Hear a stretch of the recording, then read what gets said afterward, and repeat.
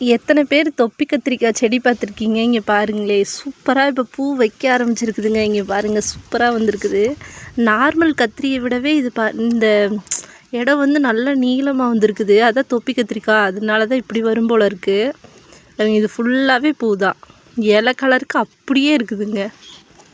அதுக்கு முன்னாடி கார்டனிங் உங்களுக்கு பிடிக்கும்னா நம்ம சேனலை சப்ஸ்கிரைப் பண்ணிக்கிங்க. நம்ம சேனல் பேர் கனிக்கனகு விலாக்ஸுங்க.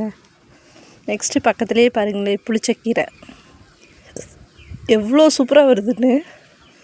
இது வந்து ஒரு டைம் வந்து நான் கீரை எடுத்துட்டேன். இந்த பாருங்களே, இந்த மாதிரி கிள்ளி அந்த இலையை மட்டும் எடுத்தேன்.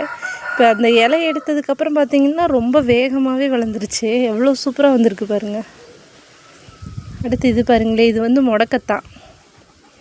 நம்ம தோசை இதுக்கெல்லாமே வந்து இந்த இலையை ஃபுல்லாக பறித்து க்ளீன் பண்ணிவிட்டு அரைச்சி நம்ம மாவில் ஊற்றி தோசை சுட்டோம் அப்படின்னா சூப்பராக இருக்கும். இதை வந்து வேறு எதுலேயும் தனியாக வந்து சாப்பிட்றதுக்காக, அதனால மாவில் இந்த மாதிரி கலந்து சாப்பிட்டோம் அப்படின்னா உடம்புக்கு ரொம்ப நல்லது. இந்த முடக்கத்தான் கிடச்சிதுன்னா கண்டிப்பாக ட்ரை பண்ணி பாருங்கள்.